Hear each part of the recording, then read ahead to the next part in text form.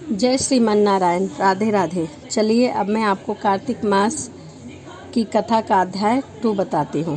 तो चलिए सुनते हैं कथा का दूसरा पाठ, अध्याय 2।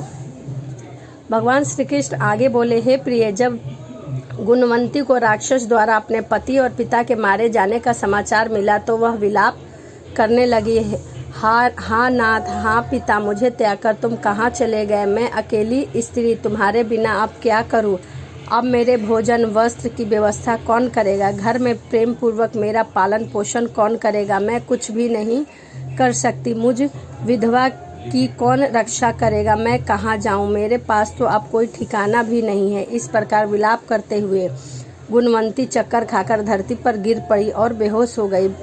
कुछ देर बाद जब उसे होश आया तो वह पहले की ही भांति करुण विलाप करते हुए शोक सागर में डूब गई। कुछ समय के पश्चात जब वह संभली तो उसे ध्यान आया कि पिता और पति की मृत्यु के बाद मुझे उनकी क्रिया करनी चाहिए जिससे उनकी गति हो सके। इसलिए उसने अपने घर का सारा सामान बेच दिया और उससे प्राप्त धन से उसने अपने पिता एवं पति का श्राद्ध आदि कर्म किया।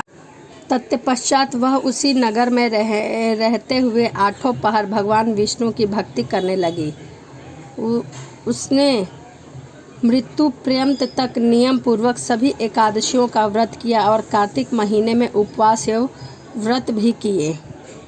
श्री कृष्ण ने आगे कहा, हे प्रिय, एकादशी और कार्तिक व्रत मुझे बहुत ही प्रिय हैं। इसमें मुक्ति, भुक्ति, पुत्र तथा संपत्ति प्राप्त होती है। कार्तिक मास में जब तुला राशि में पर सूर्य आता है तब ब्रह्म मुहूर्त में उठकर स्नान करने और व्रत और उपवास रखने वाले मनुष्य मुझे बहुत प्रिय है, क्योंकि यदि उन्होंने पाप भी किए हैं तो भी स्नान और व्रत के प्रभाव से उन्हें मोक्ष प्राप्त हो जाता है। कार्तिक में स्नान, जागरण, दीपदान तथा तुलसी के पौधे की रक्षा करने वाले मनुष्य साक्षात भगवान विष्णु के समान है। कार्तिक मास में मंदिर में झाड़ू लगाने वाले, स्वास्तिक बनाने वाले तथा भगवान विष्णु की पूजा करने वाले मनुष्य जन्म मरण के चक्कर से छुटकारा पा जाते हैं। यह सुनकर गुणवंती भी प्रतिवर्ष श्रद्धापूर्वक कार्तिक माह का व्रत और भगवान विष्णु का पूजा करने लगे। हे प्रिय, एक बार उसे ज्वर हो गया और वह बहुत कमज़ोर भी हो गई।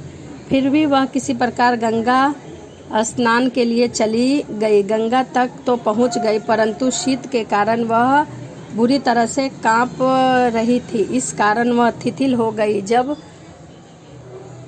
गई। तब मेरे दूत उसे मेरे धाम ले आए और तत्पश्चात ब्रह्मा आदि देवताओं की प्रार्थना पर जब मैंने कृष्ण का अवतार लिया तो मेरे गण भी मेरे साथ इस पृथ्वी पर आए, जो इस समय यादव है। तुम्हारे पिता पूर्व जन्म में देव शर्मा थे तो इस समय सत्रजीत हैं। पूर्व जन्म में चंद्र शर्मा जो तुम्हारा पति था वह डाकू है, और हे देवी, तू ही वह गुणवंती है। कार्तिक व्रत के प्रभाव के कारण ही तू मेरी अर्धांगिनी बनी हुई हो। पूर्व जन्म में तुमने मेरे मंदिर के द्वार पर तुलसी का पौधा लगाया था। इस समय वह तेरे महलों के आंगन में कल्प वृक्ष के रूप में विद्यमान है। उस जन्म में जो तुमने दीप दान किया था उसी कारण तुम्हारे देह इतनी सुंदर है और तुम्हारे घर में साक्षात लक्ष्मी का वास है। चूंकि तुमने पूर्व जन्म में अपने सभी व्रत का फल प्रति स्वरूप विष्णु को अर्पित किया था, उसी के प्रभाव से इस जन्म में तुम मेरी प्रिय पत्नी हुई हो। पूर्व जन्म में तुमने नियम पूर्वक जो कार्तिक माह का व्रत किया था उसी के कारण मेरा और तुम्हारा कभी वियोग नहीं होगा। इस प्रकार कार्तिक माह में व्रत आदि करने वाले मनुष्य मुझे तुम्हारे समान प्रिय हैं। दूसरे जप तप यज्ञ दान आदि करने से प्राप्त फल कार्तिक माह में किए गए व्रत के फल से बहुत थोड़ा होता है, अर्थात कार्तिक मास के व्रतों का 16वां भाग भी नहीं होता। इसी प्रकार सत्यभामा भगवान श्री कृष्ण के मुख से अपने पूर्व जन्म के पुण्य का प्रभाव सुनकर बहुत प्रसन्न हुए। राधे राधे। जय श्रीमन नारायण।